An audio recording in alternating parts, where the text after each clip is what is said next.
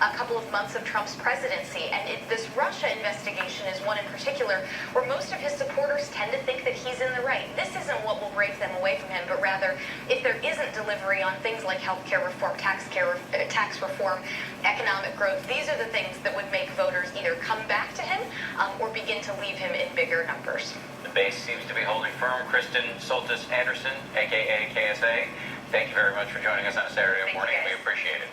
We're going to turn now, though, to another story breaking overnight. The protesters out in the streets in Minnesota after a jury there acquitted an officer in the fatal shooting of Philando Castile. Now, the case made headlines all over the world when Castile's girlfriend, remember, she took to Facebook Live in the aftermath of that shooting with her boyfriend dying in the seat next to her. Here's ABC's Eva Pilgrim.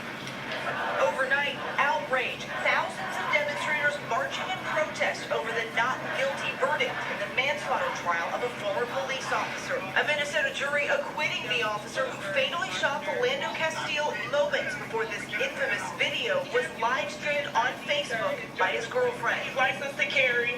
He was trying to get out his ID and his wallet out his pocket, and he let the officer know. St. Anthony police officer holding that gun, then 29-year-old Geronimo Yanez. Castile's girlfriend calmly recording as her young daughter reassured her from the back seat. It's okay, I'm right here with you. Castile, there in the driver's seat, fatally wounded. Prosecutors charging Yanez with second-degree manslaughter. At trial, arguing the officer panicked and lost control. Told not to reach for it. I told to get his hand out. Castile's family claiming that he was racially profiled. It's okay.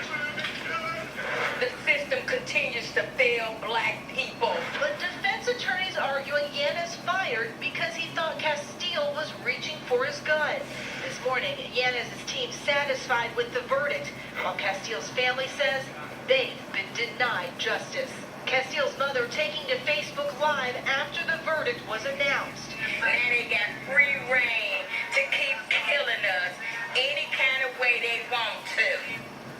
And Yanez will not be returning to the police force. The city of St. Anthony saying it's not in the public's best interest. The two sides are now negotiating a voluntary separation agreement. So much anger here.